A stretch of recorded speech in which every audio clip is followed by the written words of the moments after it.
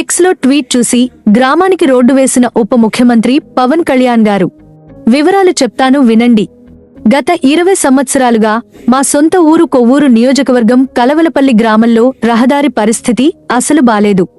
ఈ మార్గంలో బస్సులు, పెద్ద వాహనాలు కొంచెం అదుపు తప్పినా పక్కనే కనిపిస్తున్న చెరువులో పడే అవకాశం ఉంది.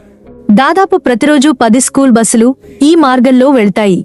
ఇది చుట్టుప్రక్కల 6 గ్రామాలకు రాకపోకలు అందించే రోడ్డు.